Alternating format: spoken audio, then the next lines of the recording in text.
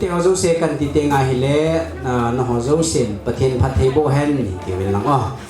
nu te ho zo se nu te ho zo se nu te ho zo se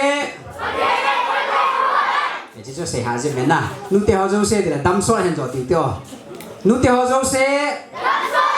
nu te ho zo se cái bảo mình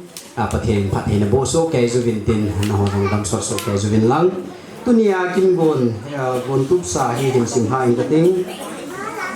KBC Center Church เอ็มทิงสบง KBC กัมบีนัมเดชจุจันพูนเตนิโกคุมสังนิสอมนิเลขัดอามุนซันเดย์สคูลฮอลล์พาร์ท 11 AM อันนี้ติอินฮิโซเลจันทร์พัชนจิตาอินตุนียจินกุนายเนวฮีผู้ทองคนลุนฮาวกิบสีฟอกคุงจะโดนหงหินตินติงเล่จินจานฮีผู้ทองมังคุงไซไซเทเลคอมหงหินตินคินเดปาฮีผู้ลัลฮาวกิบแมเนเจอร์ซุงกัมฟาร์มหงหินตินติงเล่ตุนียไปหอมดิงฮีกุลฮังดูดุนจงโอยยุดเชลเมติคังหิตันพัดปักเต่าในฮีเอเวนเฮลูนจงโอยหงหินตินเล่มนั้นทุเซฮีปี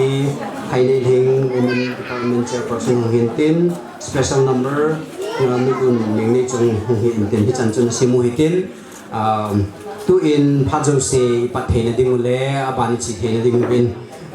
ผู้เอเวนเฮลูนนักโอหิเตโอ้ฮัตจุนกับปานกับเทนมันไม่ลงเสพนั่นเลยมันไม่ไงโดนได้กี่ดังตาหน้าจ่าเตนในจันทร์ว่ากุมสังนี่แหละส่งนี่แหละครับนูเตมิโคที่อากันนักเอาตัวจริงอาพาเลอามุนตาได้พูดลูกตาจนกับกิปาวนั้นเดินทางบ่าวเวเอปานาจ่าเตนั่นเป็นกองที่ของคอมีทุกส่วนโปรแกรมปนาใจจนเกยง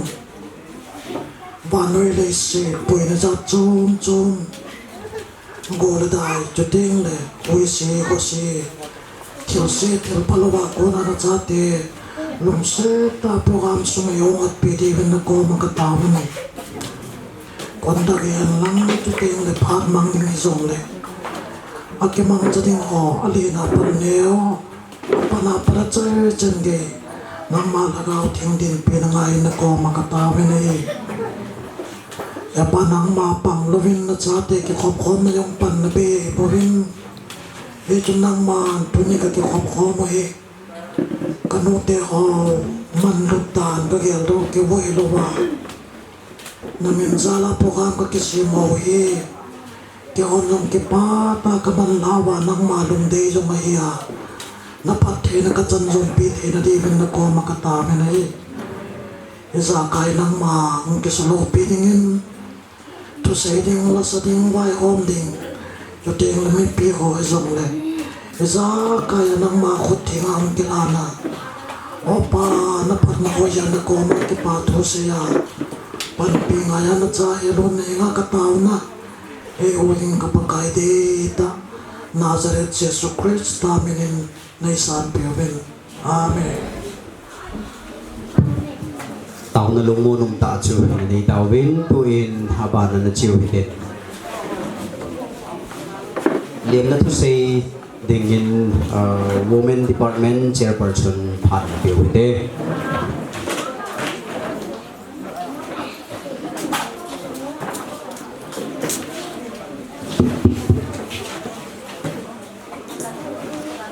ทำมาสเปนตัวเองให้ตะบังพัดพาเอเปวะปาปะทินทางใบลมเห็นลังตู้นี้ลิโกฮีเอนูเดลิโกกุมบุลโตอบนอันนี้เองเกี่ยมังไทยโลดิ้งฮิตามตีนดิบจ่าตัวเองเห็นโกอันนี้เกี่ยมังเองหินนับปะทินลงเสียนนาซาลินตู้นี้หินเกลซังอาหอยโซเลพะโซอินปะทินพัดพาเอเปตาวินฮิเลอเวียนินปาปะทินทางใบลมตาเห็นKBC Center Church in Kingsabong, KBC Gambit number 8 Sultan Punu Denipo 2021. Tu ni ko ahidi sena ngay lut ta ay loba hile za ta zingun aban le zin za aban le kin nei pa ama ho zong pathin zala dam sela nu tian ko lopi ta ngai lu na zala nu tian an ki ko chu tu ni na ma ho zong ne mu ina umin tu hin ima sango ba aso thei bin hi le ama ho zalin zong pathin i thang ba uve abanin pa te ho zong nu te hon ngai lu na zalin VIP dingin tip na kinai zin hi le ama ho zong tu ni in asino alo thei ta bin hi le ama ho zalin zong pathin i thang ba uve he Among kong bong mi pi ho zo si nabon chawin pakai suminin kalim naw salam kahin bebe ni pathin ni bon chawin phathe i bo ta he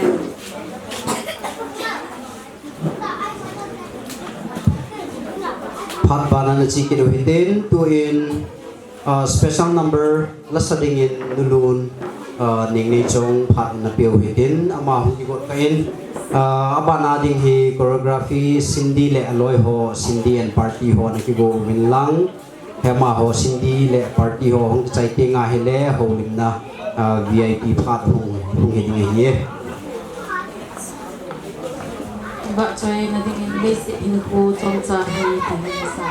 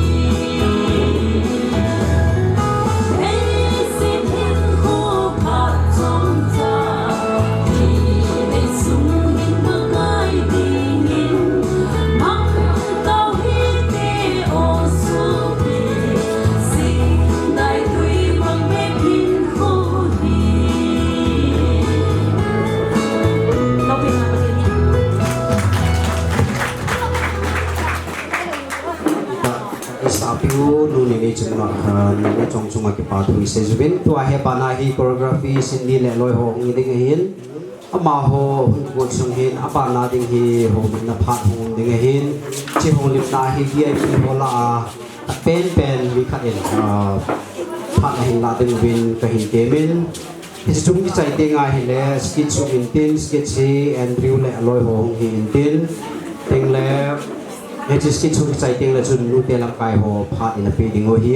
tu in sin đi lẹ lôi hồ phan biểu thế lẹ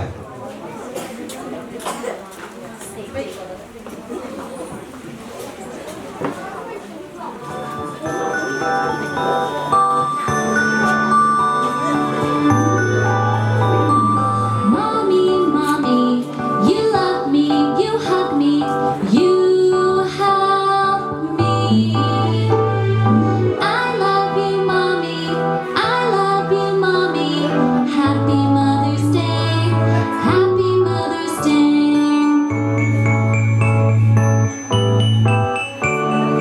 Mommy, mommy, you love me, you hug me, you help me. I love you, mommy, I love you, mommy. Happy Mother's Day, happy Mother's Day.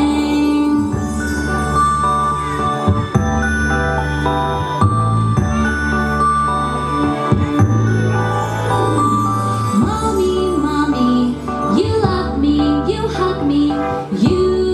help me. I love you, mommy, I love you, mommy. Happy Mother's Day, happy Mother's Day.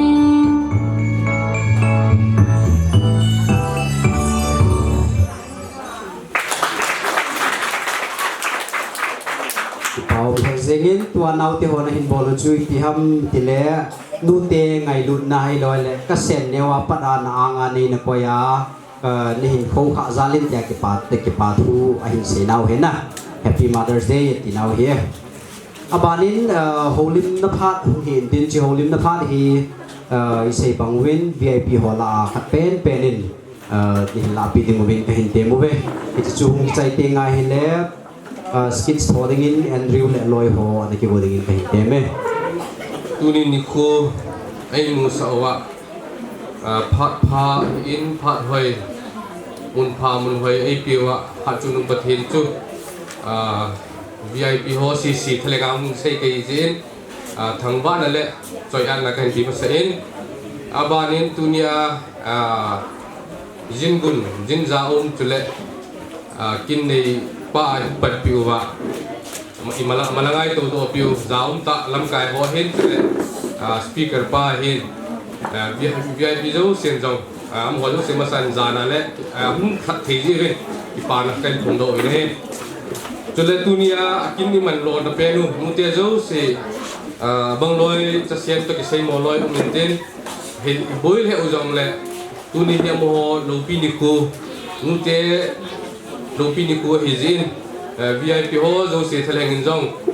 tunia ta bang kin lopi ta igon no theu hi na pon pan nau le na pon tho ta lekin lung to ta na pan nau za la hizin no chung zo se ke pa thu kan khong ne he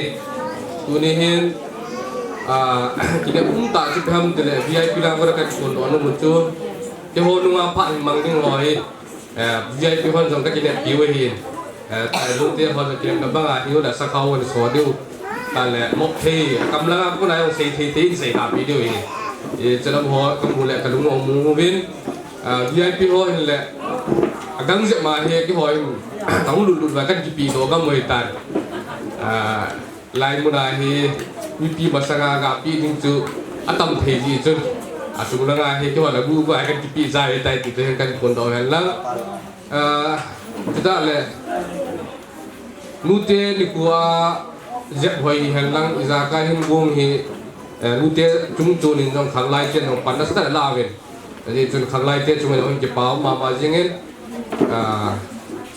tu ni hen hi ta bang ni kulo pi in mu sa wa pau pa the hen e ku yu hen lang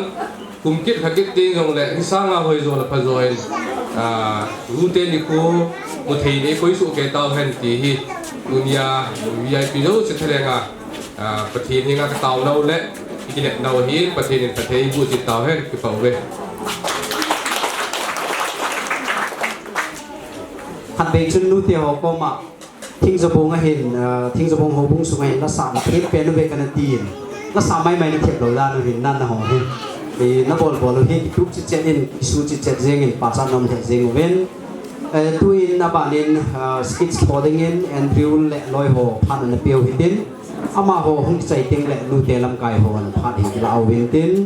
tiếng là nút tiền làm cái hong sai kít tiếng ai lẽ hậu lim na hung mình tiền just pin này pa hong kít tiếng hi tuin Andrew lệ loi hộp hạt là biểu thế tu ni ko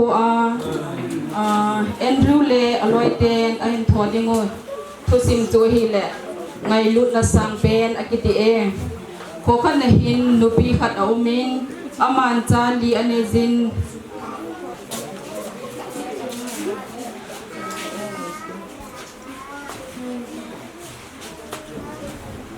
hi chun nu te ni ko ahung hing phanin acha te nu te ni ko chu lo pi ta a man aman pe un ama de ke anu ki pa na pen dingin din thilpe azotanin apeta win a hi he chun acha te chu aki holimun anu ding thilpe chu dingin aki holim ta win a hi Leo te ho ji Mother's Day ni me a hello te pe de ki to te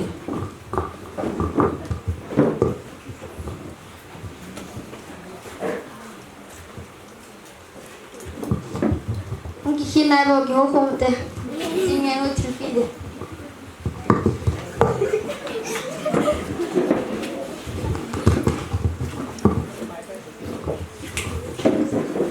ken jing le hello top sai ta kha ka pi de ken jing le hello pa cha ka pi de nga he Sing Mother's Day to from ken fun kapide. Leo ken jing hello te pe de ke na pu le no man hello te pe de cha ni ki chok tai ke ke ni ta ma ge he ti chun aki ho zo bun a u te ho chu anu nu te ni ko a anu thilpe chu dingin anakon do atawin a hi a u te ho akon do asing lai zubin aneu pen pa chun anu thilpe dinga ipi phading hamtin lungyal na sata anei jing lai jin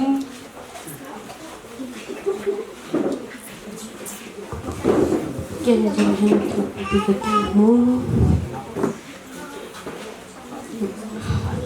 ken jing hello te pi de ke hello jing ka ki ba le de ke na ta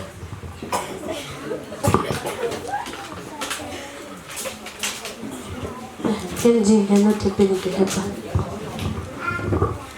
ti chun azing ni ko ahung ba in nu te ni ko ahung lungin cha te hon zong nu thilpe pedingin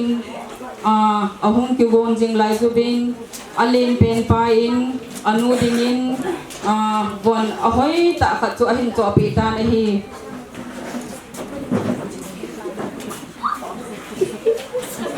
hello tu ni Mother's Day ni to ke na ne kin to sai ta ka kai Happy Mother's Day po Okay pa ipoy paten paten bo ha. he ti chun alen pen pan abol zobin ani na pan kanu hin pa cha amule akipa phezi the in he je chun kanu nu te ni ko a he je in pa cha gapi nge tin anu ko ma che kita na hi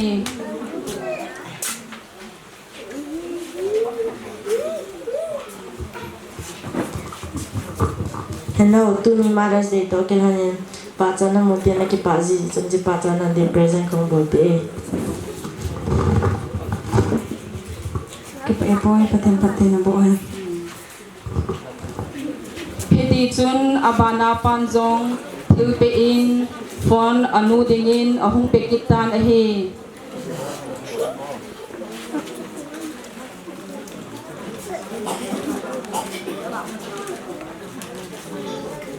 Hello to ni Mother's Day. Ay to from ken fun kapide. Happy Mother's Day no. Okay pa ipoy paten bo. he ti chun a u te hon anu adingin bon hi hen lang pa cha hi hen lang kon hi zong le a hin pe so ke ta vin aneu pen pan kanu hi thil dang dang ki pe zong le ki pa nan te a hin la kanun zong ke ma din a hin na e na pe a hin ken zong ka hin na ka pe ding a hi atin nu te ni kon anu ko ma a che dan a hi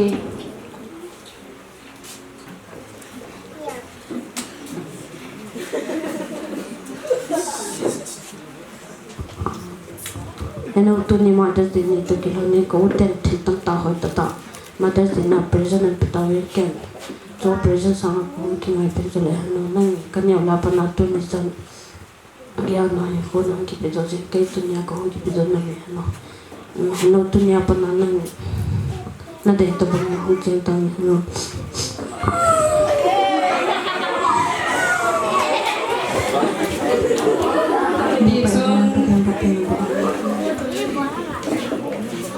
Thì chun anu zong ute ho thilpe zo se sangin aneu pen pa anu dinga akipi thana chu akipa pi penin ahi hi bang chun pathinin van noi angai lut zein anei sun achapa ahin pen chule nang leke e ngai lut na zein ahin na ahin pen ahi zon bung thum chang sam lagup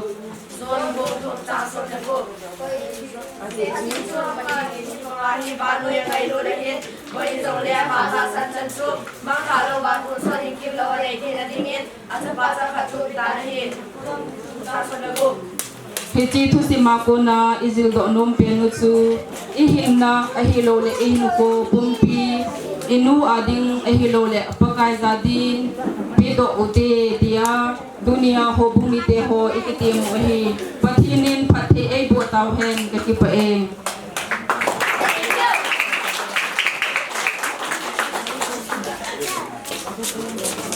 Ve no mum ta kilom ta so na be ta win tu in abandingin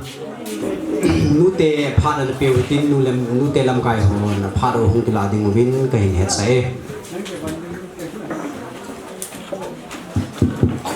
ki pa me azo atu hin bol tha ding ahin hen la kan su mil ze in ane nei na heti mo wen la dunia zin gun zin za kin nei pa amo ho cheng hi ki pa na zala nu te hon ka bol the sunu til neu cha cha hi zong le ki pa na zala ka hin bi no mo hi in he chu secretary nu in hen choi zin tin zin za zin gun kin nei pa lung sin ten no ho zong hi lai se hin hung ki gol pe leo chen ki pa min te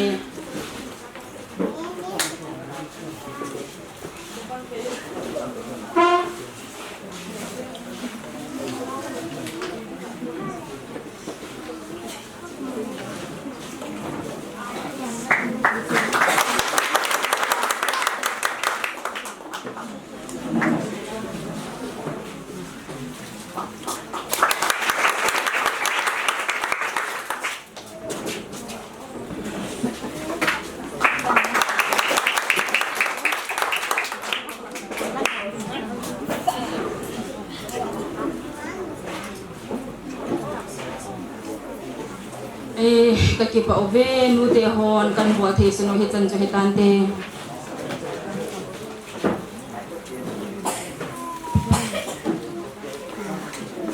nu te phat chu ki chai tain tuin abanin na ho dim dingin kin nei pa na ki bo in tin kin nei pa hung chai te nga hi le choreography khat na be witin ji chu chamkim le aloi ho na ki bo win lang ji chu hung chai ki te nga hi le special number lun chin nei lama kon hungumin tin ting le John le Andrew wa ko na hungun ding hi in tu in apan na chiu hitin tu in holim ding in kin nei pa phat pe wite ama sakin tabang phat nan tam ta i piu mi tam ten mi lu sini muzu do ati sa hasunga ningkum nu te ni kwa pana tu ni nute ni kuwahi hin pumulim tam ta umbon kunin ni kugit yang muzo ta lo kani ti chun e ho hi taw phat min tam ta e piu ha chun patin thang wa na kan tin san a hi ani na ahin tuni hin church pastor pa hin tule zin gun ahin zin za ahin tule VIP ho ahin ho bumi ti ho zong si Pangai na le kazana salam kan bon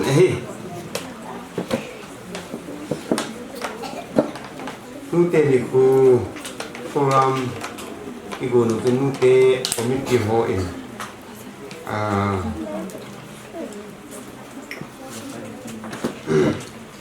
sidin muna kini pa ading ay na ngay sa nutsun min edi sa le date te sun nung kasapun min ngay zia edi sa zia su kung kalsung kung ahizi sun kiwa kinu ledu kanut lu si sun kima kita mau din muna ding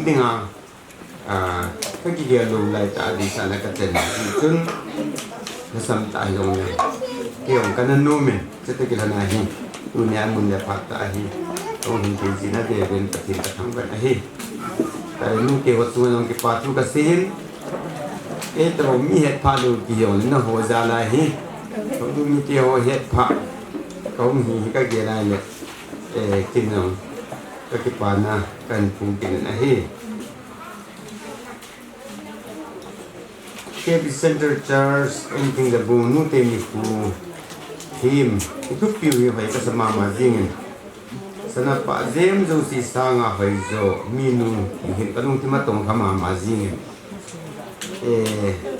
itu sana lin ta ka to kanu ko e ki pi ka kanu ma ba ka kila ding itu kanu ko ma huli tuin kita pin dengan lang zinay kit ding hileng nang mama kan hol kit dega kin nang mama ki pa mama jingin ata be ka si ka ngai na pa chu ku ni hin min ke ho hi amen tama ma jingin ngai ka mama jingin su pasat hoi sang ki pati oi ya chu pati nyam a het kim ji wa chu adam dinga chu eve and sim Kuliah pung dengan peti, cang dengan banui lus, tu dengan peti itu tidak mahizin cat dia holo. Ini kita win. Izin tu ni aku ina kata ni kasi nung cepat dia holo sin. Nu dia holo inagu mahizin, inagu wajib si mahizin. Nu dia holo ilung sik diwing itu dia. Ahi suam holo anu apa awan na bahu tu angai tu holo siwan dah. Pati holo imun hin muna ding an dia lai sun ingai te diu elung si te le diu he pa ti ading ka se do no me ani na atun cha ti hon nu ti ho ingai lu diu ja bol diu he tua koreografi hun ke tho ho sun na san kam mi lien do ngin ali su be ho ka hi isu kanung ti ma tong ka ma jingin Usana koreografi hin ho jo si tumanong kagipanakan pungin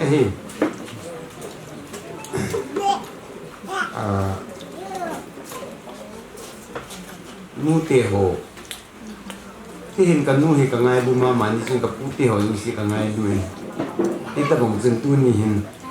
sa ti ho jo si no nute ho ingai du ba le puti ho ingai no di iza ti ki no oi ha than kui ha nun kin puti ho ni ngai na de pati kita ni Çünkü ne nuti ho hin la ho dang ta de ho king siam hoi in apong ji bin tu ni dong king ke pa na sen hin ho bung ne nuti ho pan la dan ni za tu min am ho za hin ho bung je mai nam ji in tu ban le in sung ji nga jo hin ni nuti ho hi in sung sunu min apongin asul min apongin nuti as amlo le in sung num lo pe da jinga in sunga hi ma in sung ki do ikulai len na in sung jinga al min wa nom lo ai len a hong en anu pu ne is min no homen tam dan hi iten su ka sei no min nuti ni kwe ki nan pati ni nuti ho zo si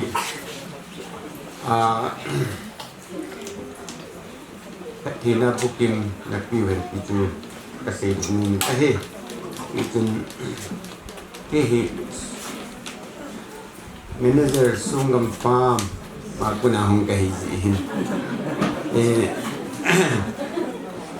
gari ông tu buôn mắt này cái pa mama zin tu te te bo te te tam ta aki bo ji hun cái phụ nữ rồi thì cái mi có mà thì cái mua bộ nôm rồi vậy hâm thẹt ấy tôi lấy tiếng gà sung gà họ quăng bận là lại mua hồi hi aga thì pin amin đi chân mua hồi hi thế mà tan du mà tôi làm nút tiền mình đi săn nhập cái này mua tan du cái mua tan còn đấy tan còn đấy chung này nút tiền họ làm cái họ nút tiền tên nút là bị vinh năng asal ahi kan kol onan in muat benin agidam le bu kham be le champra ana bu dia ja ka jong ha nong thi e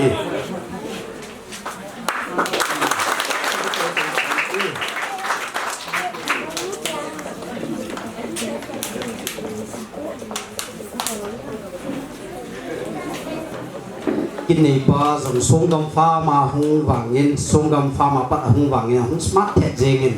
ke pau the jengin tuina banin choreography chamkim le loi ho phadina pe dingo hin ama ho hung chai ting le abana hi special number nulun chinei lam anaki go intin aban ting le zone le Andrew anaki go ding ken me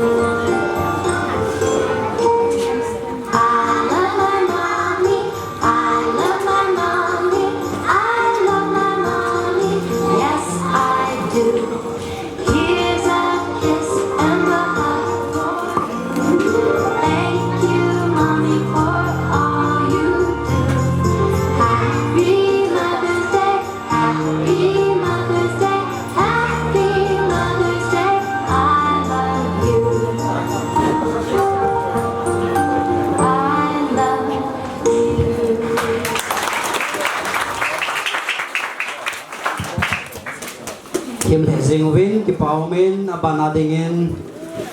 lasa dingin nu chinilam phan peo hitin jo ting le zone and Andrew hung tin jo ting chule hung din na pha hung din hin chu jin zai ma ko na hung na hung ding hi Ken ko ti pati na sa na den zo ha sa na do na hot ay to ni singin na sa ni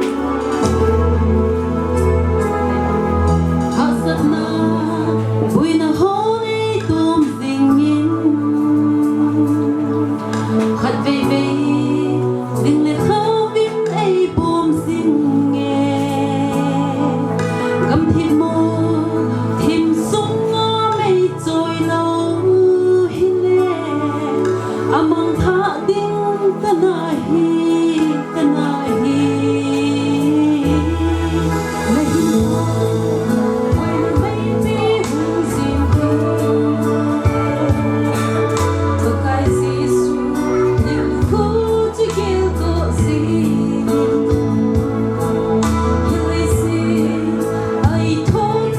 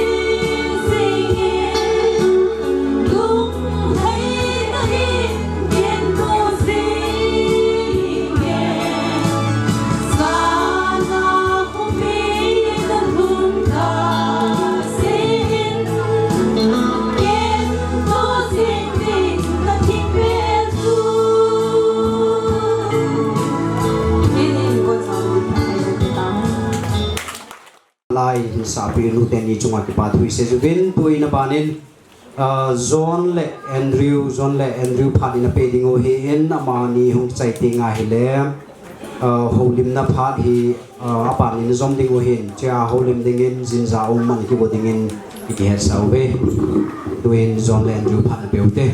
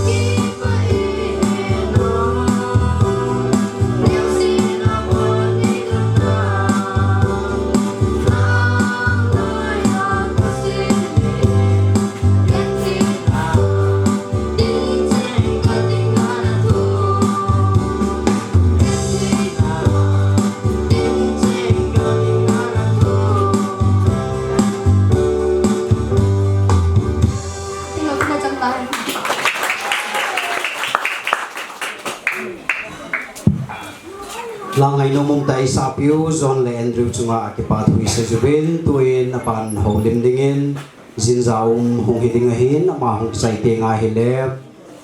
special number kat no mintin jichu nulun lampo hoy hauki bakun hong hidingahi tuin holim dingin zinzaum pan lebih de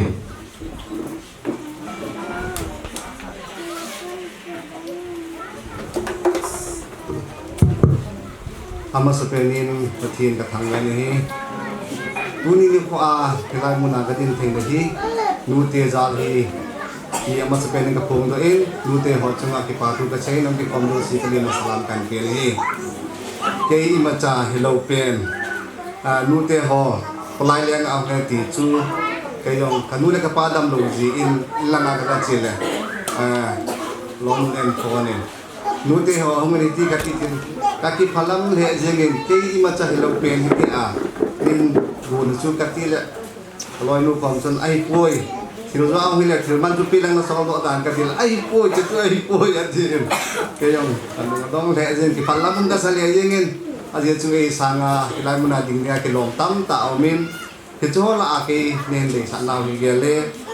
ke bisi sen cha cha sen thing za bu nu te chu a di ki pa na kan ku nge ne he a je chu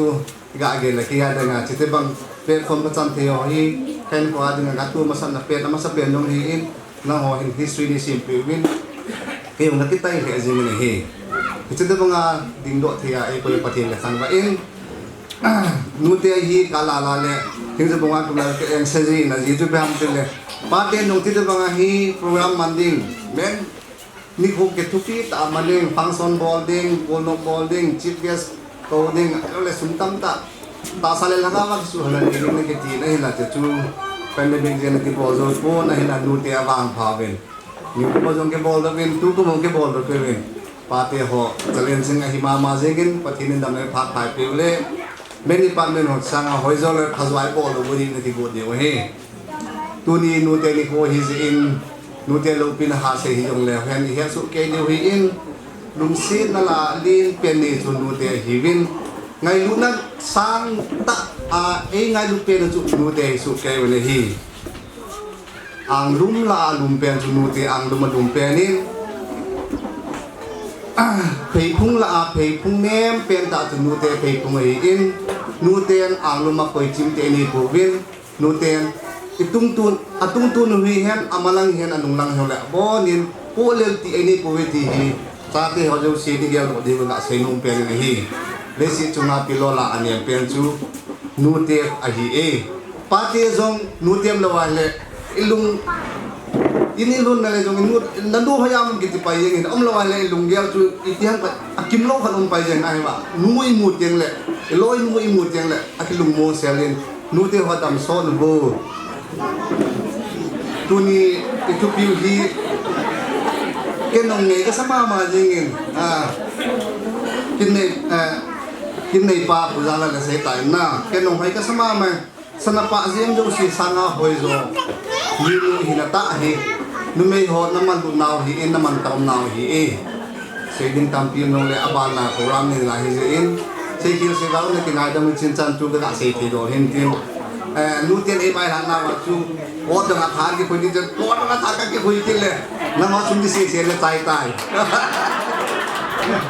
na ma na se tu ka zui je ni ya rin za ma na pang di te ka pan ko thar ki phoi ni ko thar ka ki phoi tin le na ma sum di se le tai tai nu tiên tu ki mang hi nu te ho nei oi mo lo de ka pu tam ka pu lo tu lang ho lang ma ke se ke li je na ke yong ko thar ni du pa ko thar ka nei lo ai yong ka ki pai ai đi lẽ là tiền khám phá hùng lăng các quốc khám hi tam em gom lên cái lạc biểu lăng nô tê hoạt động son biểu lăng cha thì học phát triển nên cũng phải kịp vậy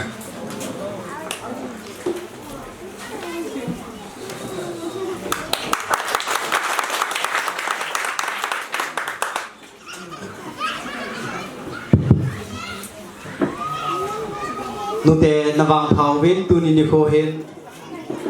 amel hoi ngen sei the ngen asmat ngen chang jin zaum jin gun tin nei pai ne ki ko kha ven na bol hoi the jeng wen ki paum the jeng in tu in abanin special number no maintain ji chu nulun lam po hoy akon hong hiding hiin ama hong chai tinga hele cultural dance gol hang zang hulun le aloi ho akona hong ding hin chu hong chai ki tinga hele ho lim na jin guna akona hong ding hi tuin nulun lam poi phan pe de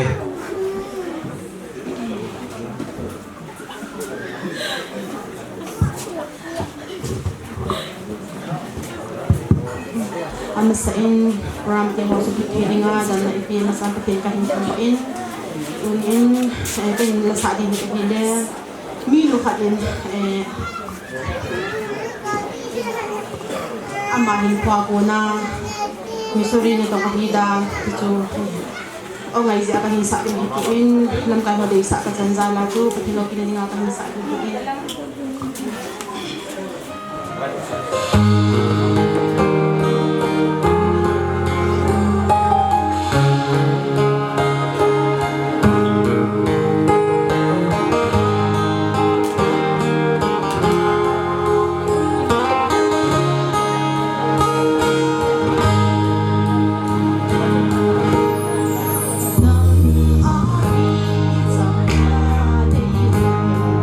kênh Ghiền Mì Gõ để không bỏ lỡ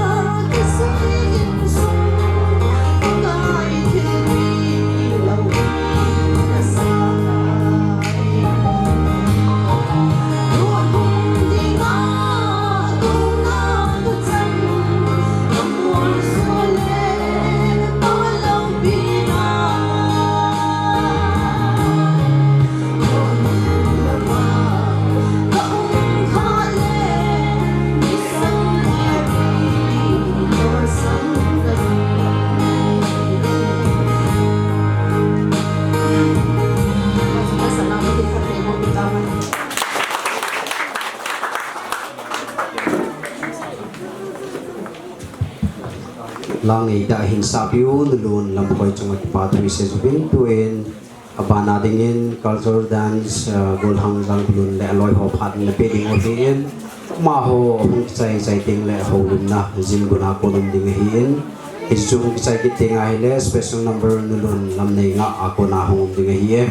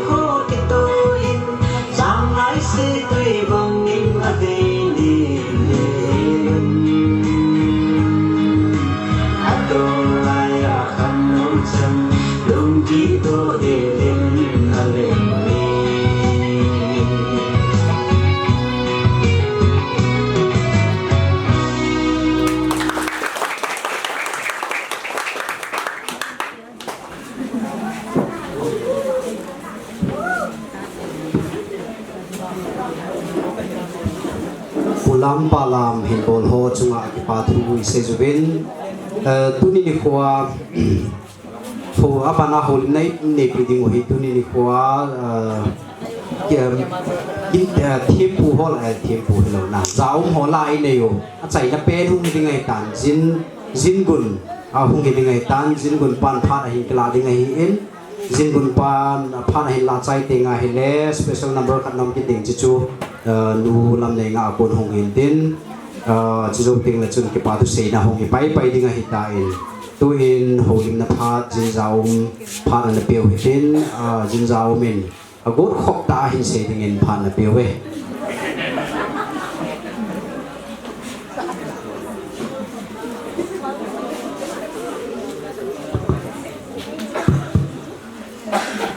Hãy subscribe ni khu phá lệ phá nội phạt phải tiếng ba cái tiếng các bạn mình lâu anh em à phá số của hi chính giáo mà hi kinh này phá hi cho lệ kuna via pang phá thì họ lưu sĩ hi cho lệ nút thì họ lưu sĩ sa thì họ lưu sĩ vốn sa hin các ngài là cái nhà Islam kan đi về ni tam tan tu ni ko hi nu te ni ko aman nu mang amang thei pun ai la hoi i wang pha ve gam sunga na lang han lang boi le yong le hi ta bang program ho mang thi na la ya ka tin wa choi form thi na la ya chule cha te naw te hon jong lam hi ta la sa hi ta nu te hon jong na theme ta tani sa pi le sa te on your skits I know drama I know le pulam pa lam ho it ho the i wang pha le e ho tam le hom chu chu ma hi program ho nu te hom ai gun ba wa i chala thi u hi wa phathi mi lu sin le nu ngai ru na i chang ve i chun adi din kita bang phan ho in gun lai wa nu te ho an lang ho mi to tau na puma panin la wa tu na kin te ho dam se la iman thiu ka yan le kyo i wang fa ve ka tin i chun ave ve lin pa patin ka thang wa ne he nu te ni kho kum sang ni la som ni la khat man na ding ahen nu te ho committee ho na sata na ti go me jan yong na po som la kha a chom pi la ti khan no amo a pon tho le jing le ho bu sunga nu te fan ra sum hol na za na bol le amo yo ke phat lam ta hi chu outside lam ko hu ti sung an chu na thi cha amo yo ke mi aven nangin mi nga be akiti le kina pi akimel he ti ho ko ma hen akal sumu ni akiyo driver de ngai se le kida thi lo kan kadam lo wa achine usi wa driver la ga pa tu ka tam se le driver ne ti an je tu hi phan hong chi dai le egam chu wa pandemic COVID-19 second wave na satan hong ni chlai ta hin mo ya nu kham ki do win ai la pa so pa hin siget chu pa le bu ro de kan ho en am ho pot tho le gun chu na tharo na cha ga la lung dong ni tin COVID kai la kai lo yo a sei pu tu ni hin nu te ni ko man cha hin i ma sei lo ben mo na nu te ho ke thu pi nan pa la ne na adin pa so pa le se ji pa le bo ro ke no chong pa thu ke sin nu te ho yong chol le jim le yong le punya nu te ni khu man na ke sa hoi na ho no thing se la man cha la nu dam ta ben te ka ki a hin wang phat ti dang wang si ti dang in pi han ni lam ho ki KBC woman president his speaker de hi it's pandemic ja chomayon ati patlam le zingen nu ti ho ma contact chu again ati patlam le se zingen ti ko man se panin ke mo ka se pi sonin japanin damo vi si chung sang ai ji chun gel lo the lo hi je amayo in ha on ta le ai ki pam ten service person ne nu te ho wa committee ho chi ke ben paso pa ko nang ni pan pi lo the oi gam sung na ji hin atiu na ma lo ke pa tan accept a bol pi ama tin ga lo pa thin tu ngai ta se ni la o se ke ta hin tu le cha te ho yong jo in ulam pa lam ho puneu cha ho bu tâm lầu lái dòng lèo hẳn Dr. Putin Kimen Hồi na hi pathin tu se le nam tu to ke khan thei lo ati banga chu ho yo pathin nam khat ai si mo ya chu hita bang kin lo pi man ni le ni nam lam khat be chu I sa te ho izil sa alam cha phai ti chu ai je nu te ho na go ben ku nen zau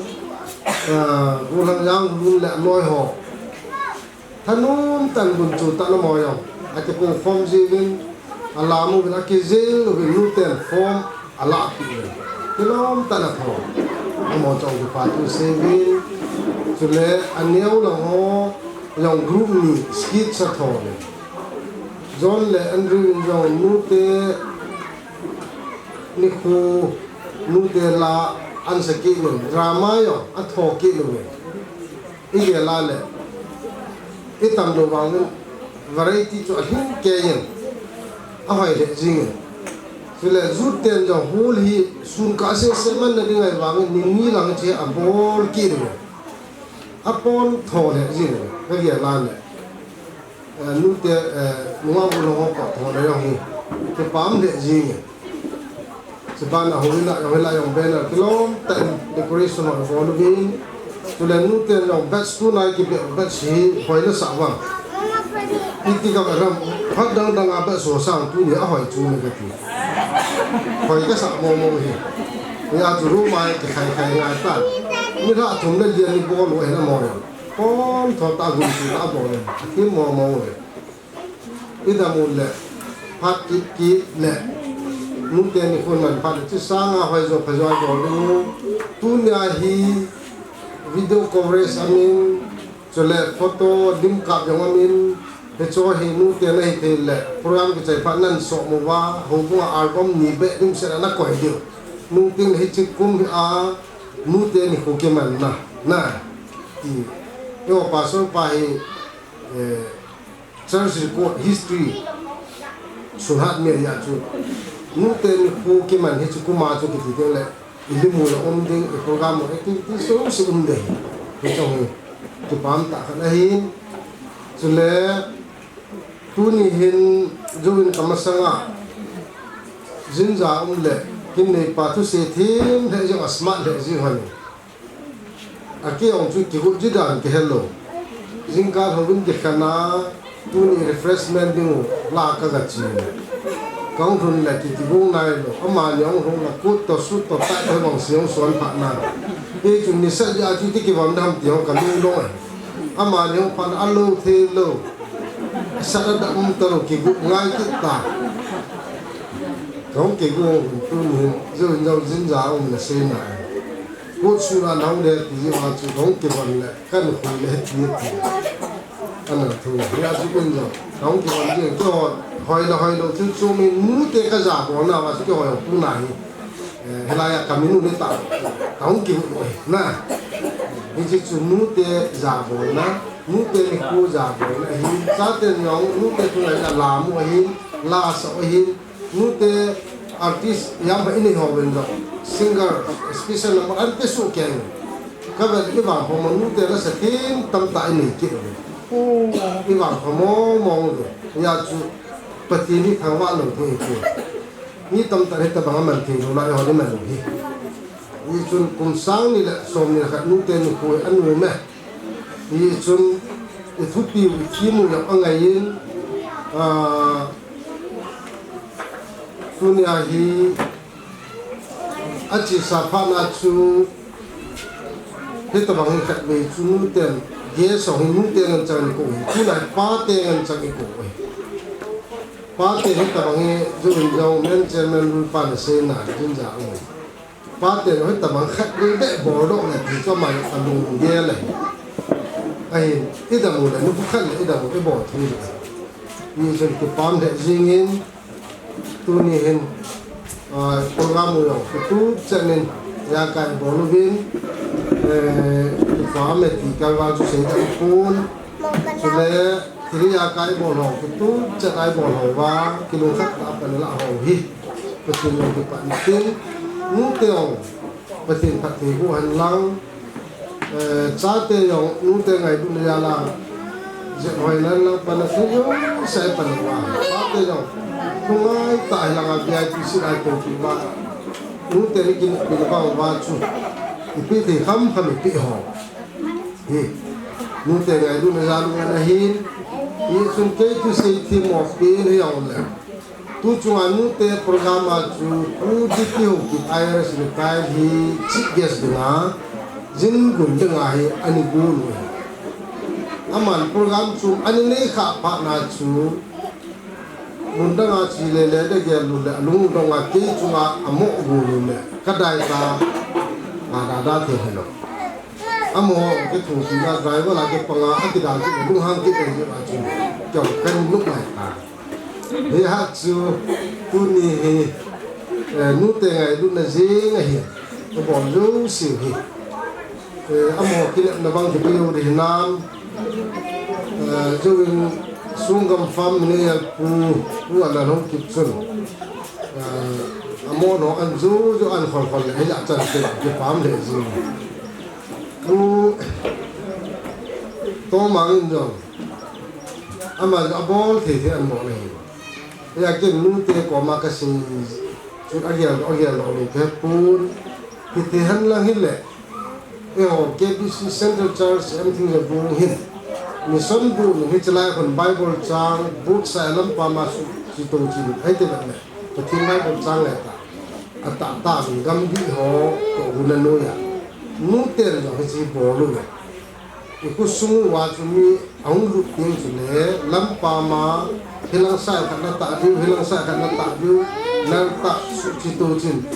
Bible chang mi lung tong ka theng ni na bo wa pa ni ke sai son ki mo da hi nge ti nu te ni ko ma nu hi zo da sung lu si yang sa dan ta do du nam ka nu kham ti ai wa a bo de su ka de sa ma ka ai ya chu nu te ho wa ko mi te ho pon tho hin pa te wa ko mi te ho yo mo chan bang ai ki lu tu wa le ko na dam pu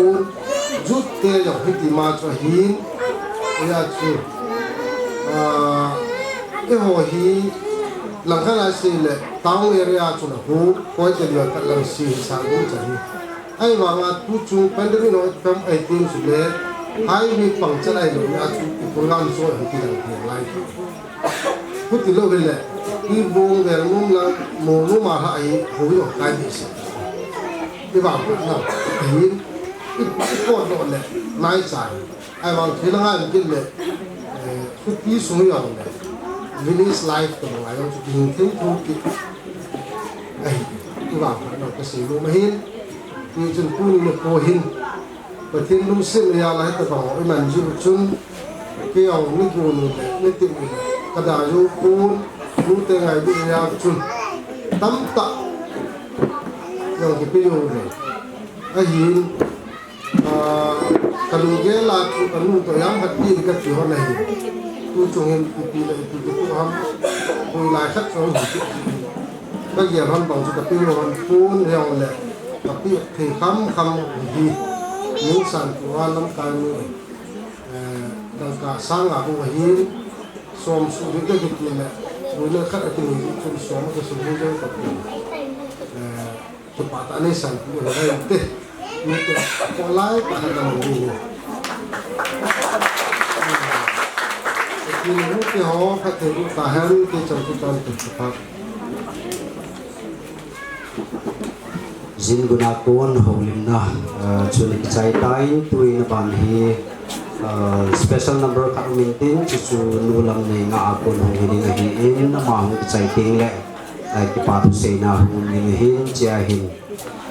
nu te in hin la ma sang win church pastor in hin la ma sai ting chu do ting le hu nun man ni chingin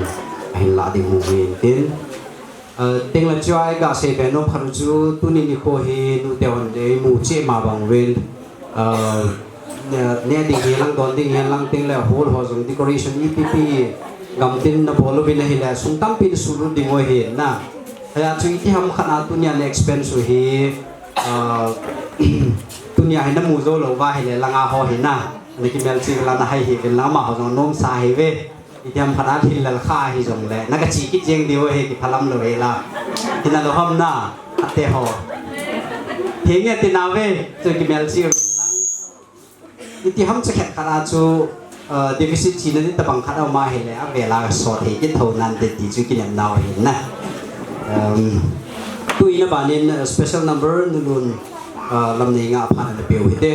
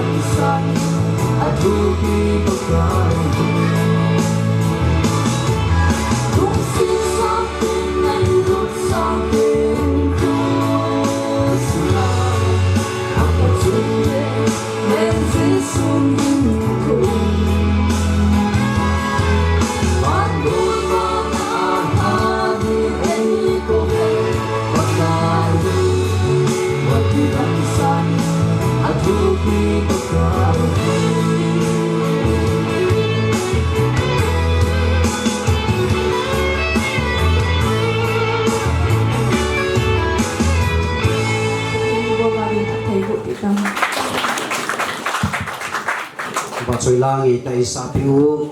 nulun ngasi chunga ki patu se jugin tuin banin se ma bangwin ki patu se na phat na hong hidin chahin nuti hona hin lama sangun church pastor phan pe ute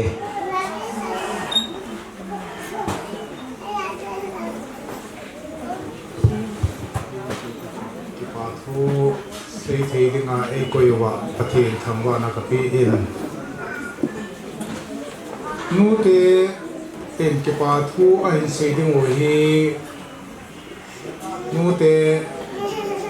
hi na an se ding wo hi in tua ken ke pa thu ka sei nom na chu o bung mo ru ka hin rolin ke pa thu ka hin se nom wa noi isuboywa covid pandemic zalhin ho sanga gam khang to ai loi le munum zo kupi suntam ta wanoi event program khat hi mang nan theluin om ta e eyong le ho pathin phat thi puna ichen zalovin pathin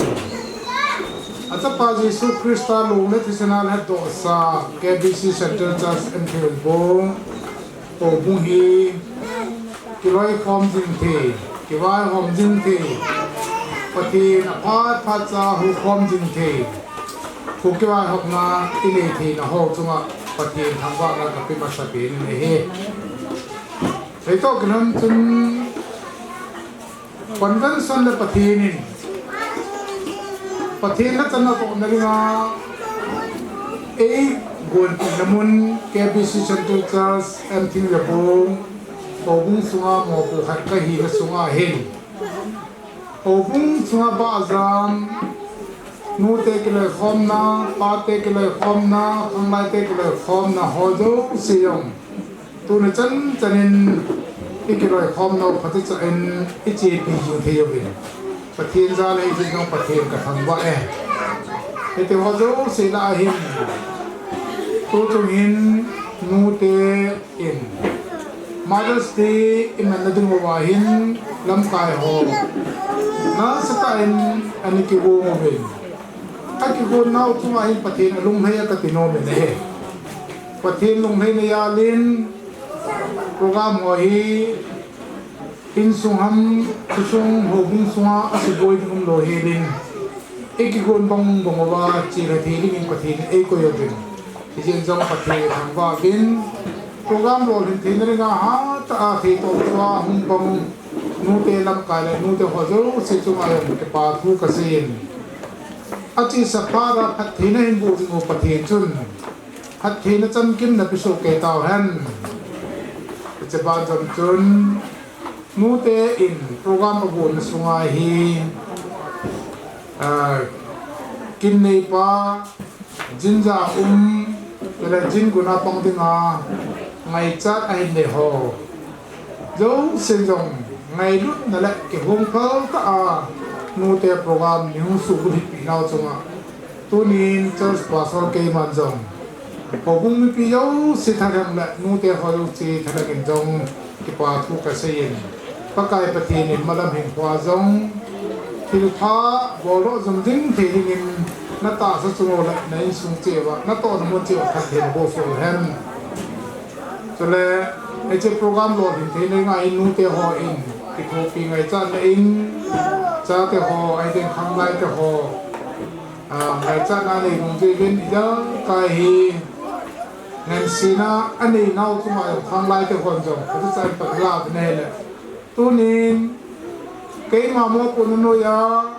department ông ngô khát là khát cái thu form thì nấu chung mà hình cái bà thu cảnh sẽ ya tu ati sapara cái thu form chung của mà hi tu mà làm mà cái này họ giống sẽ vai hi khát là khát cái thu form chung mà khát như họ tu cái số lượng bị form chỉ được nhung pakai dengan tiap nak ni he tuin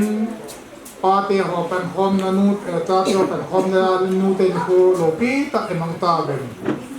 pathin pas al pate ni ko in man na lai do he khang lai te ni ko man do he ta te ni ko man na lai do he ite ho zo se yong he ti pum phati bin ti ba tum tum i tho i do ya zo ti pum phat lo ni te ringa chu ti pan khom do he ti chu kan tik dong chu hi in nu te ho ko ma ka se nom chu ka de kan se ta e achi sa 2015 fight chun Dilia Christian Medical Association of India te noya training ga gachigin kayong more ahun Uki Baptist Highland Development project manager kan hiji chun Dilia kachigin chun notice langa hosi se kay ma project hi report kapi wahin report kapi na wahin Dr. Stan Singh ki CMA aya alin pin pahin ka report hoi angayin aman an sina chun ka report na tu akipa na khatang tu hummei thi tin mi pitang tala chun Reverend James ding tari tin idin sai Reverend James, your success is my success adito na your witness is my witness adi etan Reverend James more project anda mo hina tu Dr. Sukan Singh dia umpa kay lo hina hi adi na eto tarha samna kay ha samna hi adi etin iti ho jing na pangin hite bang chun tu nin jong nu te ho na lo hina pa so pa kay lo na kala ai taki pa he yeng hi say no mi e bang chun nu te ko lo hi len pa te ke lo khom na yong kang lai te ke lo khom na yong na bon cha lin pathin cha lin lo hin na hin nei so kai ta bin ti hi ki pa thu ka sei na ba na chun ti ho na yong kan te he ai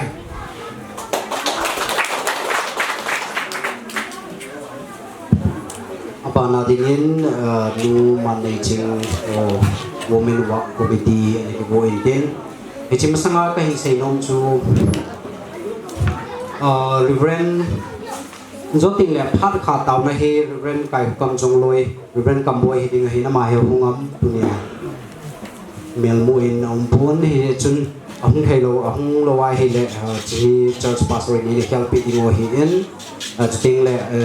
khen ting le hen lu te hon cha le ne thi jong hin gung u bin cho kham do na to tu ni phat kha taw na he na man pi ding hi tin ting le ai he sa no mel chu tu phat sai ting le hin dunia culture dance ball ho pulam palam tho ho le jin kun ho jong lim ne kila diu chilanga hi chu ting le nu te ho se to jong jin kun ho langa hi lim ne kila diu he ti chun hai min he wen lang namo ba thang pai he wen lang ti chu hin tin tu in ni VIP ho se ong zau wen lang na zo kin la hi lim ne kila ding ho he en tu in ke pa tu se na nu managing phani pe we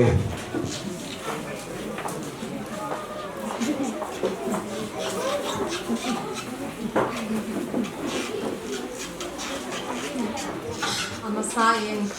sibang hoi hun man pha hin pia India pasien tunga ki pa thu ka gen masa dihen la tuni in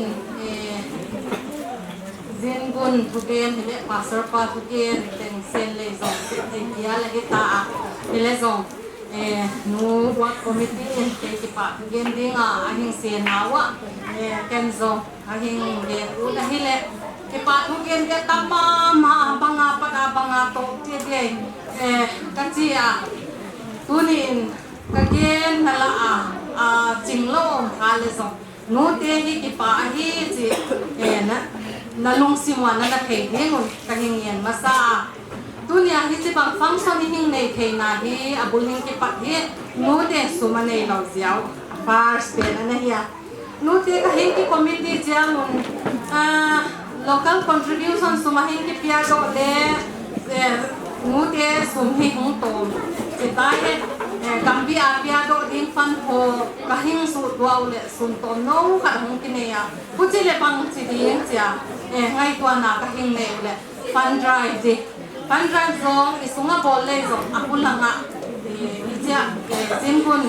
isip kes pauna hingen ta kay mi head tan in chi bawi pe bawi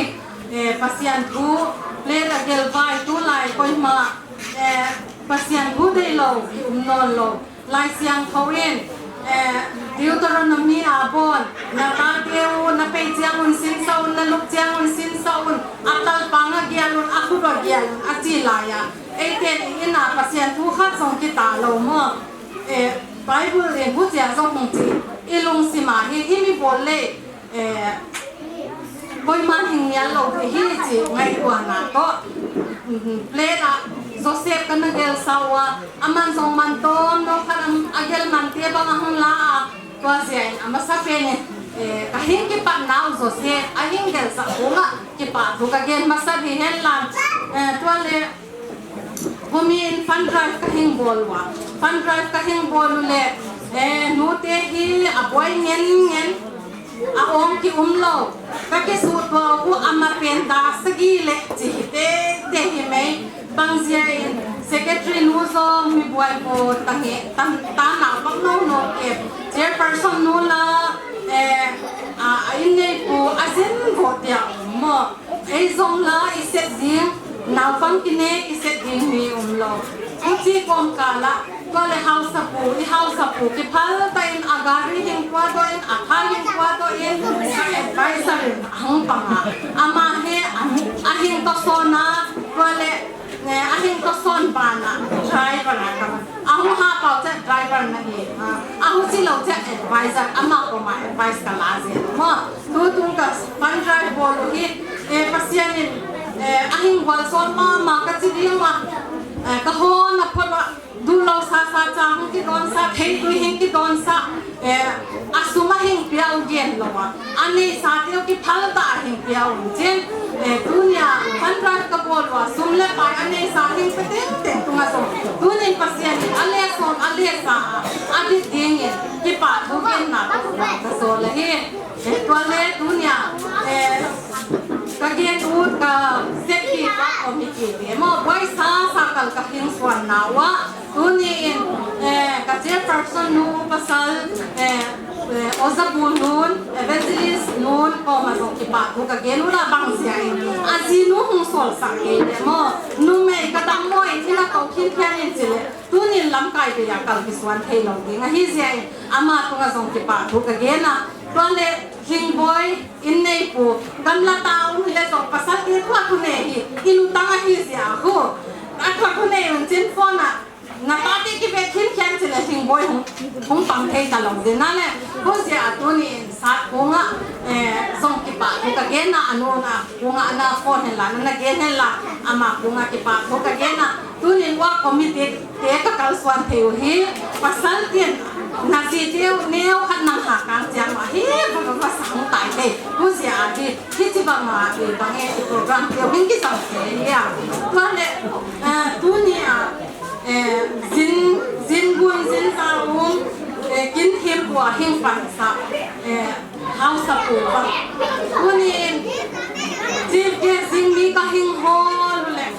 driver ama kaman le akal dia advice kala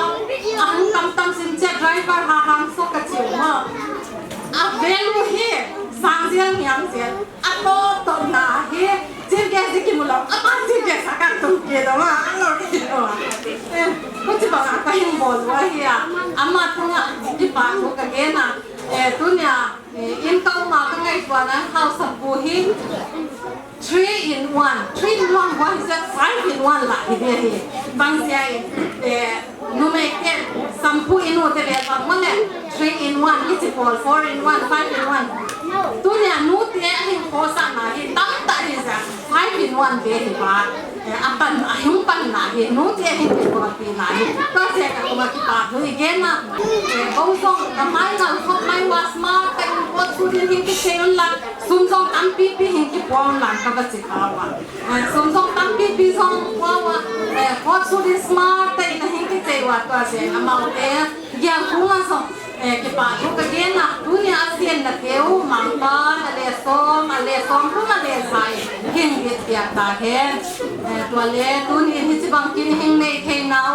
egam sumo pandemic his ji tu a mi ti alawa mi ti akuna ki khop zong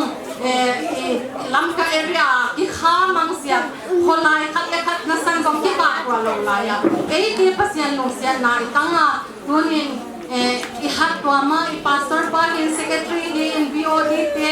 amau ken so nu te hing mai tu iti ja nu te hing dei sawa ani kwa hi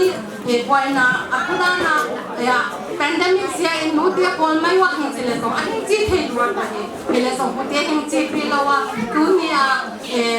speaker no lo wa so pastor pa speaker na ba hin wa sa program wa bul la hin pa sia ko kana hin so ya han na te hin sia hin wa ka hi se duni pastor pa hin secretary puila yo this is was of pa tu again na con VIP pa VIP kilom ta ya nu mai mo te hin si mai lo wa VIP an hin to sau sia VIP hin pang teng ko nga song pa tu ka hin na sien na ker ma pa na le so le san gwa so sa en le to le abana khang lai ke tu nga song ka ki pa ma wa chairman ko so te chairman ko conduct dina ki ahing ting pa ya to tanahin ko sa ta a member pite ya evolve preparation ko tayo hin ko sa wa kay bang kabalu sila sunjo to program man na din na pamay night program sunjo din na kaya ko kabatya mo asya ko pamay talwa sacha mo tadi singa pelkia di hitamo hithen level night program ko nang le sila kero sila dia ile to kaloi ho ko makas ka ke le koi bang to ngom siwa na no lo sa ni ban babana himi program cái hoa không dễ mà sao sẽ nhiều à, mới lại đồ chỉ nhiều à, dunia cultural dance, hình bộ sản lún lệ lối kia bằng, so pia kala ni tengah ni satanga, cái silun, lan lang akhir tiap song porbo, bahun tun masanga, aku tiap song porbo, tua saya, himi program hing lo sa, mailing et lo sa, lulu te aloi te ke cultural dance sa ngla te tunga ki pa su ka ke na ma pan on buat so te to le sindi le aloi te nu ti na exona hing so te sam kin le na pang no sam kin le aloi te lo ma wa to sia in pasian nu ti man khat na thei sen ni en wa so hen la to le nu ni ne u la sa ta tu ni in min pulamala sa siante ko yon chun unchin suma sang sa ya la ya ei hat twal sunga nula sa sianta ta ki phwal mo tu ni una ba I phol dok the hu ki pa hoi dan to se hini program ro chin na dinga a o ti o sin lawa la hin sa tu ni in la lang hi in hoi nu hi in nga si hi in cho chong ama ke tunga ki pa thu ka hin ge na he mang pan na o te u pasien phat na sang thai sem sian de na in sungwa na ta na wa na pasarwa na o te mang pan wan so sa hele abana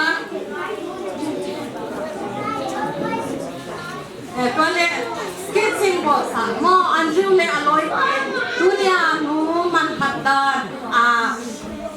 thume ya hilawa exona inso anju le aloi te kole zon le anju pasian thana la sa keu to ni na e song mang pan bwa so hen le tuma ki pa tu ke o ki pa hoi mama tu ni ki thu ko siaw le ki kuman siawa lo jing hi ya nu te song ini kwa le song sing ka la ikai hanta sun program asat tong nan non singe chilowa nu te so se song kan na swan lim le wa khang lai te song kan na hing swan ma na pang ke hi ta be pa te hi ta be tu ni izin tao izin kuno kin nei pa ke bon mai to wa hi program nu te like really like mai maya asu aban ba na hing to tha support to what ji so lawa aso ta ibu nai to siangun mangpa dunia hi hol sunga hing ke komte ibu nun phat ke hing bo hen le wan so ja ta he kagen wa kagen singla le pasian ni ti ngai tam ba e phat itana sai ta nge ki pai nge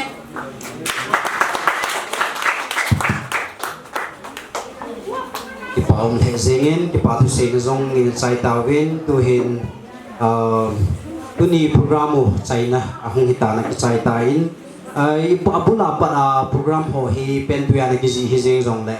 abu la pada hin pui zuba chai changge nuru pathian thangbai no phen lang tingle nu te ho jong ki pasu ke ding kata sanin na he so tapi na hin boi pi ho dunia ki tu ta le hoi ta man chai the am je in na ho jong ki pa te ding mo begin cha in ai tu in ai bon chawin na ding mo hitin to na jong so tan phát cho phát khá tầm nè cho con tầm này buka soi niệm đến chỉ cho nè phát sẽ nào là thế cái kịp bảo về ba thì nang mà hát sưu mà kinh gùn cái này tê hồ các gùn sang ba hồi giờ là phát cho a lo hình năng này pi nào chung à kịp bảo thu cảnh sẽ về hallelujah tin mình cả thằng bảo về tu ni kin kiman na a lam chu chuma pan mun la ho zo siong pakai nang man ta sa lagao phat thi na atha tha nen pi ding yang ka taw pi ki le hi KBC Central Church something the bong nu te kum khat sunga nu te ni khu ani ho lo pi ta ho ki pa thanong ta tu kum sang ni som ni la khara ahin bo thi bong wa hi ahong lu ding kum sang ni la som ni la ni le tim yong le mi nu ki kim sela mi pa ki ma cha te ki kim sela nu te ni ko nei man sa ki ti yong pan pi ngai na sa kong ta ve tu ni program ki man na a ama pan la ho zo si chunga nang man khat thi go su ke ding in pan le yo ho si da zo si ding ka taw pi ke ne he ka program o da ma nei chai sa naw chunga na min thang wa na kan pi naw bang jamin tu ni nu te ni khu ka mu na wa ki pa na ya la nu te hoi don ding ne ding ain go ho zo ka ne ka don ki ding hoi ta ji chun ka ne ka don ding ho le ke no na ku thi nga kan ga ni itia tu na phan na ho chungai ki pa thu ka in se wa kamalam hin khola pha zo su nang ma khu thi na ka hin bok sa kira pakai ji su mena ka ta wa he